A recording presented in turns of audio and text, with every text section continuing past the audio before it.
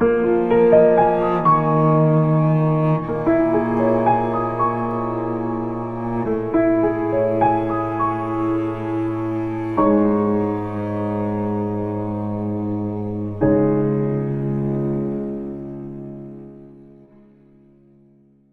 she's taught courses in creativity, innovation, entrepreneurship, in management science and engineering, and the D School at Stanford. She's our guest speaker, and she'll share her insights on teaching creativity, innovation, and entrepreneurship for many years. What you might not know is she also has a PhD in neuroscience from Stanford Medical School and is an author of many books in this field. Tina, would you please come up and teach us? My pleasure. My pleasure. Thank you so much. Woo. Let's see. Okay, let's see if the microphones and the AV and oh, look at that. That's gorgeous. I've never seen my computer screen look like that. Okay. You guys good? Perfect. Brilliant. So, can you hear me back there? Yeah. Fabulous. As someone who teaches classes on creativity and innovation and entrepreneurship, not a week goes by that someone doesn't ask me, come on, can you really teach this stuff? Can you teach people to be more creative, more innovative, more entrepreneurial? It is so fascinating that people ask this question. Nobody says, can you teach physics, right? Nobody says, can you teach math? Nobody says, can you teach history? No one says, can you teach music? Why is it that people are so uncomfortable with the idea of teaching creativity and innovation and entrepreneurship?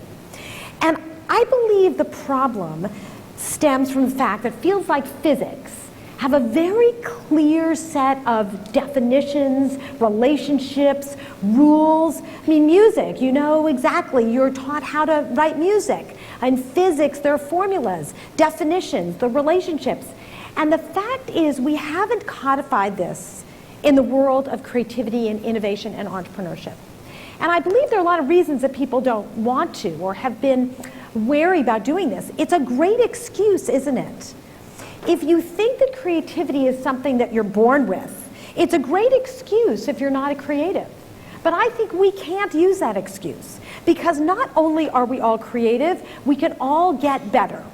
And after 17 years now of teaching these topics at Stanford, I've been thinking a lot about how do we create some sort of structure around this topic.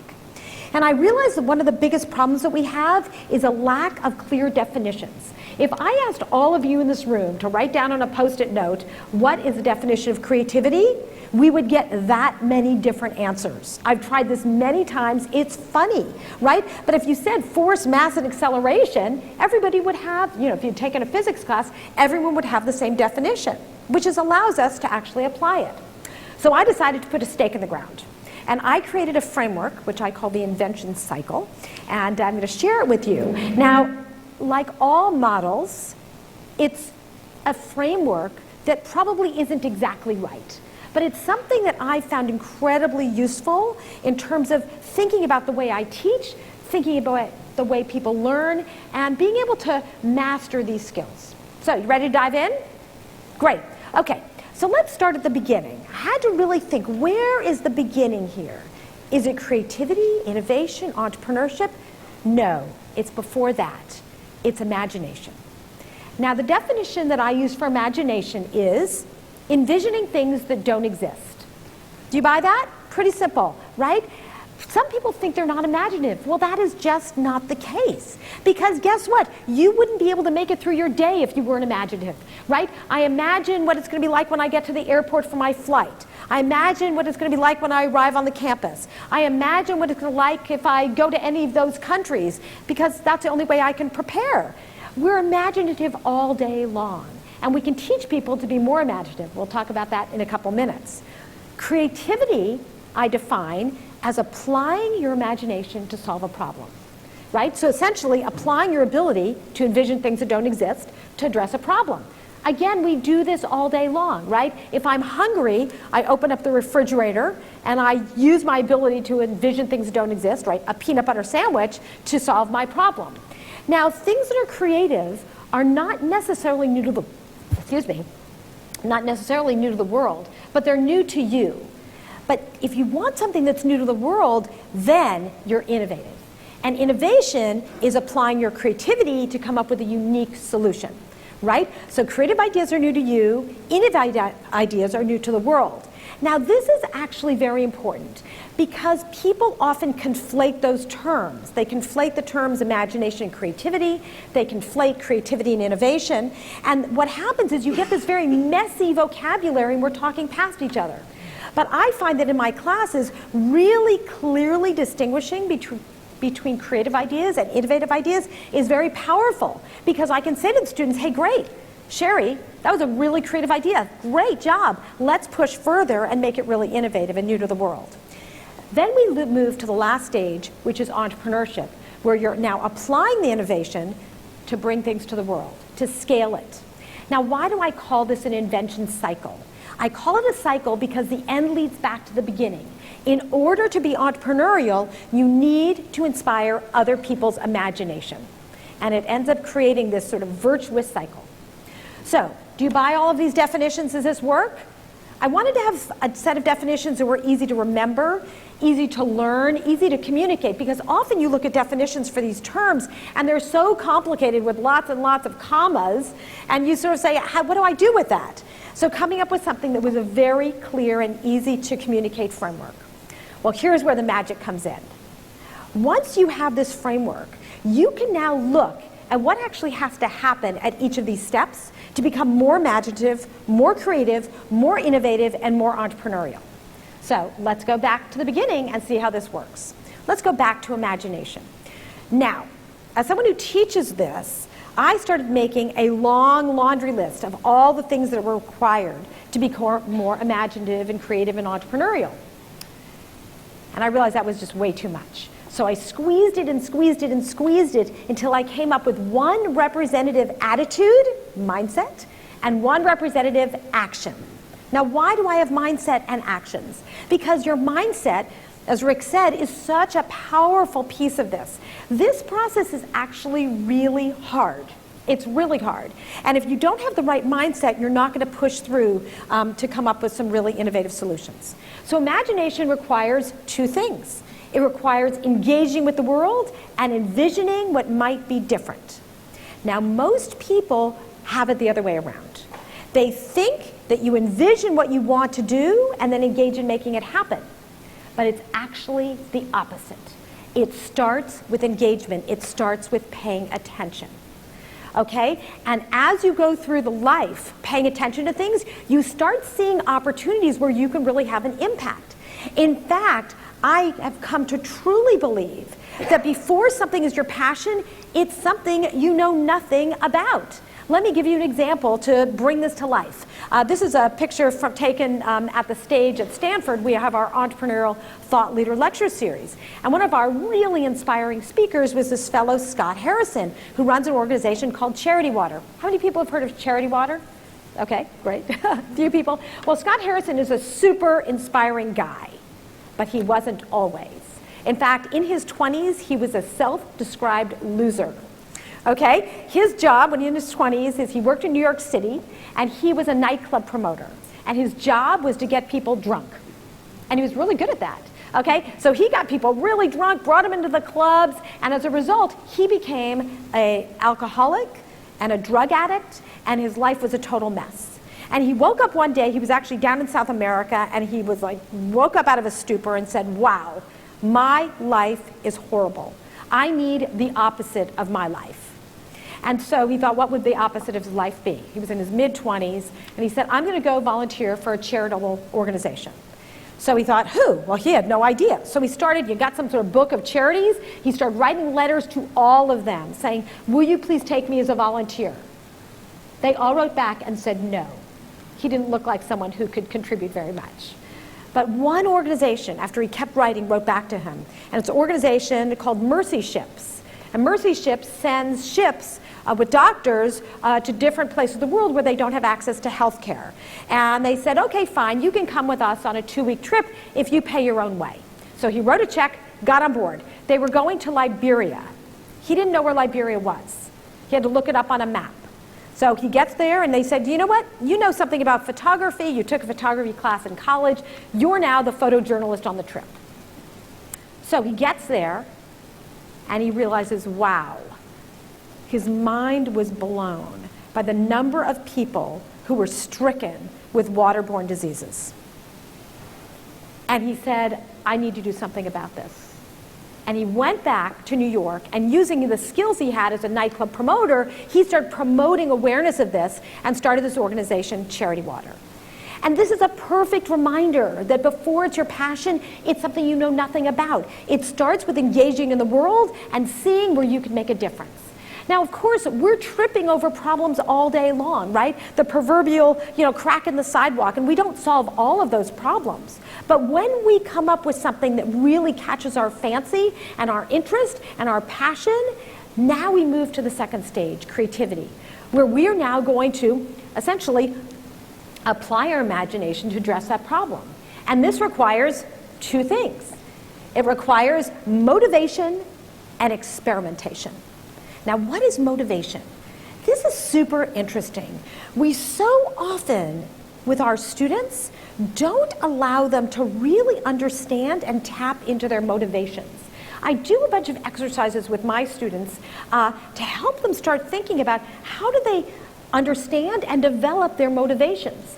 Unfortunately, most of them are puzzle builders. Now, this is a metaphor that I got from Heidi Neck at Babson, and I just love it. This idea that puzzle builders are those people who essentially are working on someone else's vision for them, right? I get a puzzle, it's a beautiful picture of the Eiffel Tower, I dump it out, I start putting the pieces all together, right? And I feel very accomplished when I've completed that puzzle. But what happens when I'm working on that puzzle that someone else has designed and there's a missing piece? What happens? You can't finish it, right? You're stuck. And the puzzle builders are the ones who go, wow, that part is out of stock. Wow, that person we need is on vacation. They're the ones who hit a wall and don't go through it. They're the ones who say it can't be done. But the truly creative people are those people who are quilt makers. They're the people who have a goal in mind and basically say, I'm going to leverage all the resources that I have available and put them together in a really compelling way. And it comes out as something truly unique and personal. I actually do an exercise with my students, and I encourage you to think about it. I make a 2x2 matrix. For anyone who's been to a business school class, right, that's sort of the de facto model, the 2x2 matrix. And on the vertical axis is passion, and on the horizontal axis is confidence.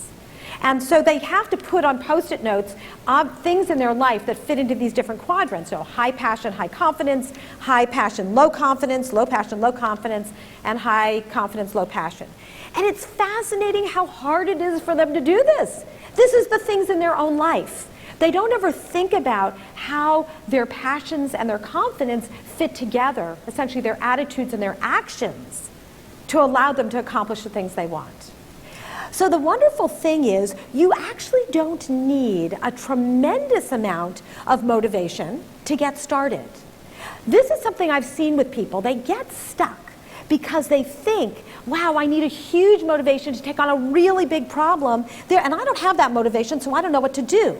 But the great thing is, you can start with a tiny bit of motivation, and with a tiny bit of motivation, do a little experiment.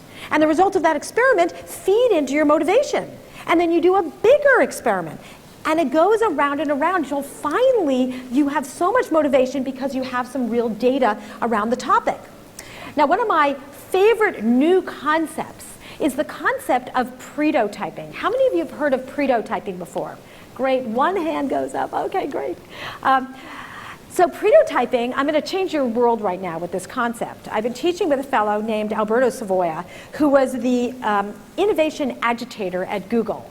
And he came up with this concept of after having one company that he founded that was a huge success and made a ton of money, and then the second company he started raised a ton of money and totally blew up. And he thought, what is the difference between these two experiences? And he realized that in both cases he knew how to build it. He was a great engineer.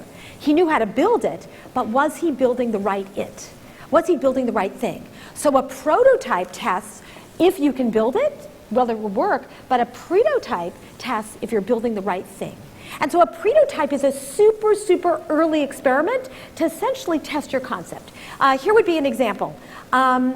So one that he would use is, let's say McDonald's wanted to have mech spaghetti. Okay, what would be the simplest, easiest thing that they could do to test the concept of that? What could they do? Mech spaghetti. What could you do? What's that served in the restaurant? So you have to actually make spaghetti? I want something easier than that. What could you do? What's the lowest resolution prototype you can do? What's that? Survey. Well, surveys are certainly interesting. The problem is a survey is sort of an opinion. You need something that really has people's skin in the game, that they actually are going to buy it. Any other ideas? Yeah. Put it on the menu. That's what you do. Put it on the menu. Takes 2 seconds, put it on the menu, mac spaghetti. Then, you know what? You order the mac spaghetti. Oh, I'm really sorry, Bill. We're out of stock, but here, have some extra fries. Okay, there are tons of ways to do prototypes. One of my favorite examples comes from Jeff Hawkins. Anyone? I loved my Palm Pilot. How many of you had a Palm Pilot? Okay, great. I had mine held together with duct tape, for years after it was obsolete because I loved it so much. But when Jeff invented the Palm Pilot, it was way before we all carried around our digital devices in our pocket. That was a really radical idea. So he knew he could build it. He knew he could build this thing. But he wondered, would I actually want it? So you know what he did? He made a wooden cutout of the form factor, put a little piece of paper on it with the, sort of what he thought would be, what sort of features it would have, and carried around in his pocket for a week.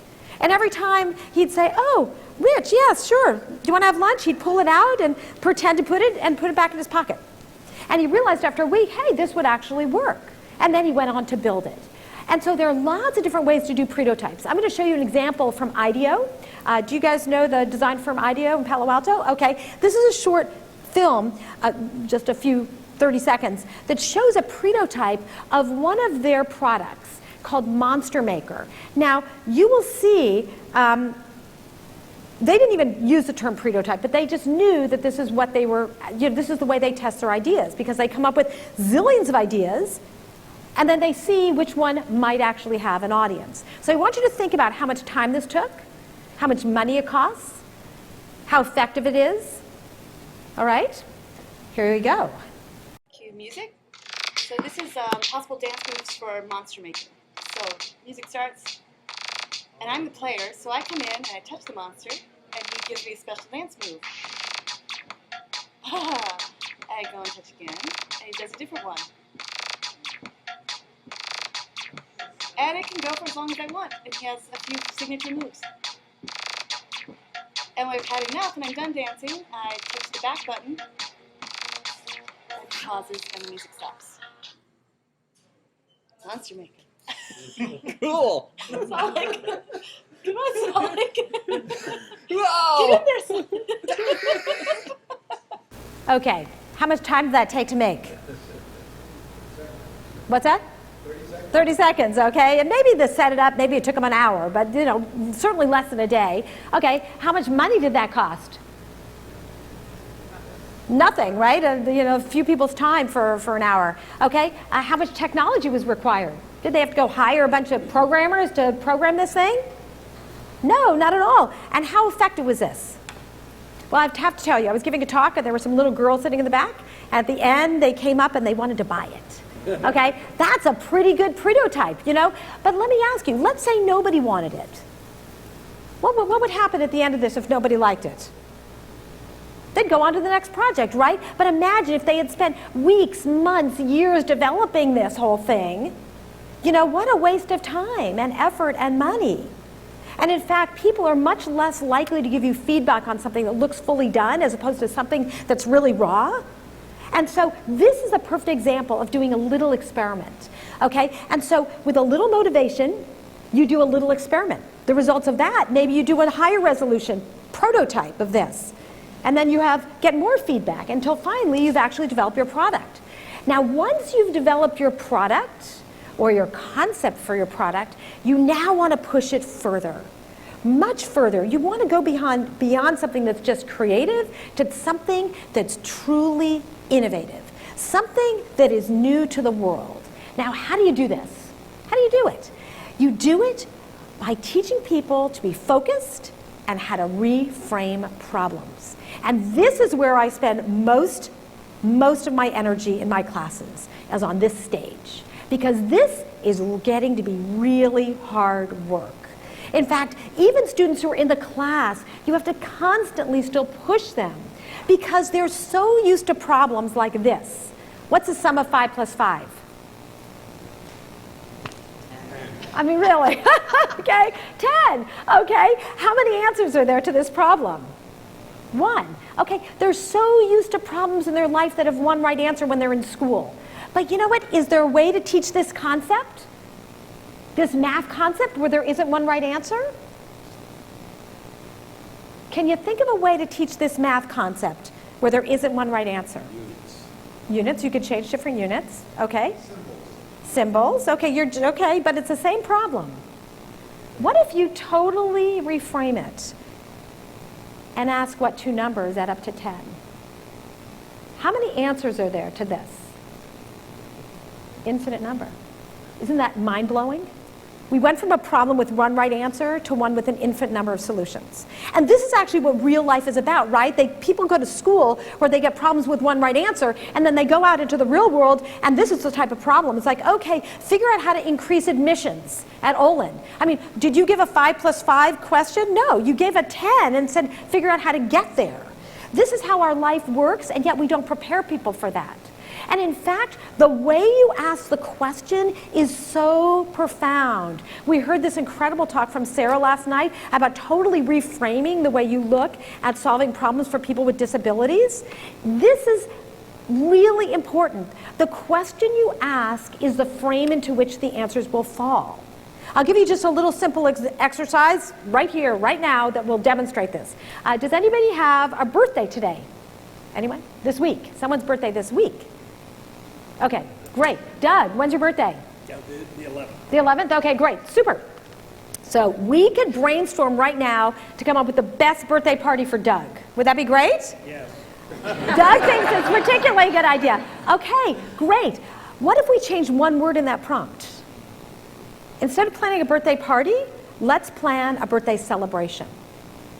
What happened to the set of solutions? What happened? It got much bigger. What if we changed it again? What's the best way to mark Doug's birthday? Maybe he wants a statue in the quad. Okay, would that be good? Okay, the fact is the answer is baked into the question you ask. When we said we were planning a birthday party, the assumption was that it was a party. When we said it was going to be a celebration, we assumed it was a celebration. I am a huge fan of the concept of frame-storming. Basically, it's doing a brainstorm around the frame of the problem before you even start. This is very important because if you don't ask the right question, you're not going to get the right answer. Albert Einstein is quoted as saying, if I had a daunting problem to solve, if my life depended upon the solution, and I had 1 hour to solve the problem, I would spend 55 minutes framing the problem. Because once a problem was framed properly, the answer would be obvious. Okay, so I spend a lot of time in my classes doing this. And so how do I do it? I do it by giving prompts that are very open-ended. They might be something as simple as chocolate or pets. Could be something very simple. And the students have to frame the problem around that topic. Pets. What are all different problems you might have with pets? Anyway. How do you house train your pet? What else? Medical care. How do I take care of medical needs of my pet? Obedience. How do I feed my pet? What do I feed my pet? Obedience. Obedience. Get that pet to obey you. Know who's boss. Traveling. How do you deal with your pet when you're traveling? There are an infinite number of problems, right? If I was really interested in pets and wanted to create some sort of venture around pets, I could just come up with tons of ways to frame that problem. So I was teaching a course online. I've had some experience teaching a few online MOOCs, these large open courses. And in one of the courses, after teaching the participants all different tools for framing problems and challenging assumptions and connecting ideas and all these tools, I gave them a team project. And in this one of them, the project was pets.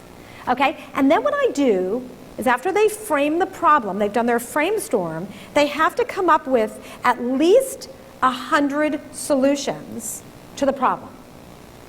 Now, why do I ask them to come up with 100 solutions?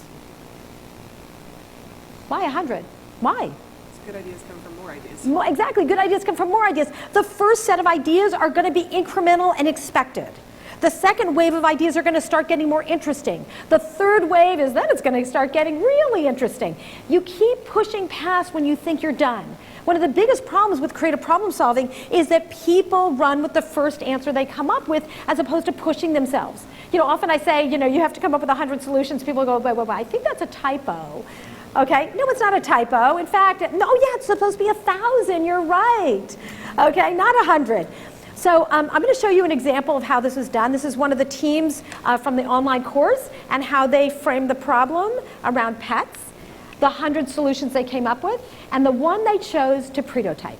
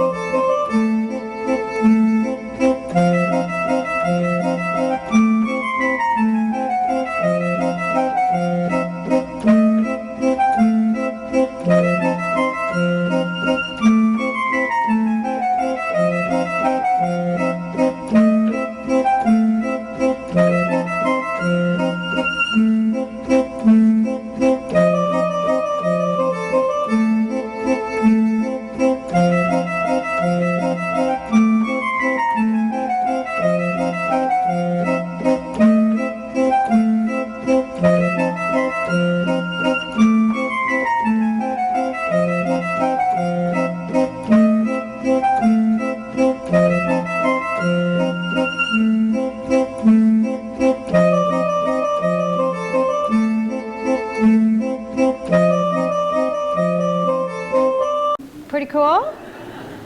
Great. And I always have the students submit short videos that are between 1 minute and 90 seconds because getting them to actually collect their ideas in a really concise and organized way is really powerful. And it's also then an opportunity for me to share the types of things that they've done. So now you've come up with your amazing fortune-telling fish bowl. What do? Now that's an innovation. Right? That was an innovation. Someone could make that cool idea up, but it hasn't been presented to the world. The world doesn't have access to it. At that point, you need to become an entrepreneur. And entrepreneurship requires two things. It requires persistence and inspiring others. Well, what is persistence? We heard about it, the concept of grit. Right? Grit is such an enormous predictor of success, and grit is all the hard work that goes into actually bringing an idea to life. And it's all the things that are taught in all the other courses in our program: strategy, marketing, finance, business models, leadership, negotiation, teamwork, all those things. But one of the most powerful things you can do and that you need to do is to inspire other people. Because bringing ideas to fruition is not a one-person job. You need to get people to join your team. You need to get people to invest in you. You need to get people who are going to buy your product. You need to get people to write on social media about what you're doing, you know, to spread the word. You cannot do this alone. And therefore, you need to know how to inspire other people. And this is something that we so often don't teach our students. And one of the ways that I love about doing this is teaching students the art of storytelling. Storytelling sounds like for kids, but you know what? When you're pitching your PhD thesis to your advisor, you're telling a story. When you're pitching your ideas to an investor, you're telling a story. When you're trying to convince your family where you should go on vacation, you're telling a story. And understanding the power of storytelling in your life is incredibly powerful. So the framework I like is a very, very simple one, and it will sound familiar on the surface, but it's actually relatively sophisticated to use effectively. It's the story spine. How many of you have heard of the story spine? Okay, well, it will sound familiar in a minute. Once upon a time, and every day. Now that's where you set the stage of what the world looks like right now. And you can put as many details in there as you like, right? You can tell each one of those could be a paragraph or a chapter in a book. Okay, once upon a time and every day. Until one day. Now that's your intervention. That's what you're going to do that's changing the world. And because of that, and because of that, and because of that, and you can have as many because of that as you like, because that's all the consequences of your intervention, until finally, and ever since then. So you start with the way the world is now, what you're going to do to change the world, and then you end up in a new place. And this is a really wonderfully simple but powerful tool for students to learn how to present their ideas. So this last year I did a project that wasn't as playful as giving students something like chocolate or goldfish to work on. I gave them a much heavier project. I was working with San Quentin State Prison, which is a maximum security prison in California. And I was teaching there. I've been teaching entrepreneurship there for the last couple of years, teaching it to the men in an organization called, in a program called The Last Mile, where they teach entrepreneurship to these men so that when they come out, they actually have some agency in their life. They can start their own ventures. And so I decided to do a project with my students with the Last Mile program. And the project was framed as this: how might we redesign the experience of going from prison to freedom? And each team had to frame the problem. They had to brainstorm around that, right? So the question is, how do they get integrated into the community? How do they get a job? How do they find housing? Et cetera, et cetera. Tons of problems surrounding that transition from prison to freedom. So after that, they had to generate how many ideas? 100 ideas, right? 100 ideas. And then they pick some of them to test out, to prototype, and then pick their favorite one to present in a story. I'm going to show you an example of one of these from my class this last quarter. And what I want you to notice as you're watching this 90-second video is that I want you to notice the story spine and how, even though they don't say once upon a time and every day until finally, et cetera, that they've essentially used that structure to tell the story of what the problem is, how they're going to change it, and the consequences afterwards. Prison is tough, but at least there are rules. The re-entry process is less secure. Recently released inmates lack basic necessities like housing, money, clothing, family, or job opportunities. Without guidance, shelter, or support, many former inmates feel trapped and fall into the same harmful habits that landed them in prison. These individuals need a point of contact, a level of consistency, and a modicum of emotional support to start over. Project Homebase is a host family exchange program created as an effort to incorporate life skills, a support network, and adequate shelter into a cohesive experience for recently released inmates. Upon re-entry into society, any inmate with no place to go is assigned to live with a local volunteer family. These families provide housing and help the individual gain life skills like budgeting, cooking, and resume building. More importantly, host families reinforce basic values like loyalty, honesty, and hard work, while providing a safe and caring space for these individuals to reacclimate to society. As the individuals gain employment and stability within their own lives, we hope they will pay the favor forward and teach others what they have learned along the way.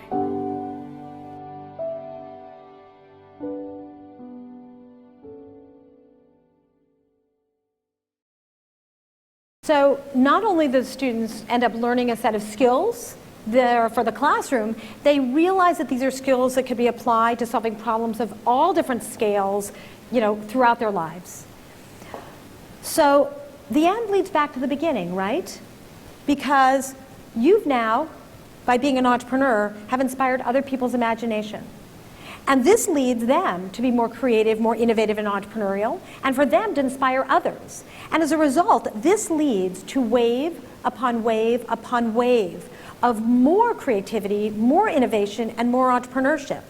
The fact is, most people do not start at the beginning, in the middle of this cycle. Most people are waiting to be inspired by you, right? Our students, when they get a job, it's unlikely that they instantly go out and start their own company. They want to join companies and organizations that inspire them. And then they end up bringing in more people. Well, I was not the first person to start the Stanford Technology Ventures program. My colleague Tom Byers started it a couple of years before I did. And then he inspired me. I mean, I'm a neurophysiologist. You know, I walked in the door, it kind of sounded interesting. He inspired me. I got excited, and then I've been able to influence students and other people that we've hired who've then gone on to do the same. And this is why this is such a powerful set of tools that we need to be teaching, because this is transformative for any organization. Now, it's important to keep in mind that not every person needs to be the best at all of these, but every organization needs to cover all the bases. You need the imaginers who are engaged in the world and can envision what might be different. You need the creators who solve the everyday problems. You need the innovators who really push through and come up with really bold, brand new ideas. And you need the entrepreneurs who know how to scale them. Now, here's an important point. And people have asked me this before. Can't you be an entrepreneur with just a creative idea? Well, certainly you can, right? They're the people who start one more coffee shop or a cover band. But you've missed an opportunity, and I think it's really important for people to understand, yes, you can short-circuit this cycle and go from creativity to entrepreneurship, but why not give yourself a chance to push further, to come up with something that truly, truly is innovative? I believe that by having a framework that allows us to teach this in an organized and consistent way is very, very powerful. And by knowing what the attitudes and the actions are that we need to foster in our students, we help them get many more really exciting, bold ideas out of their head and into the world. Thank you.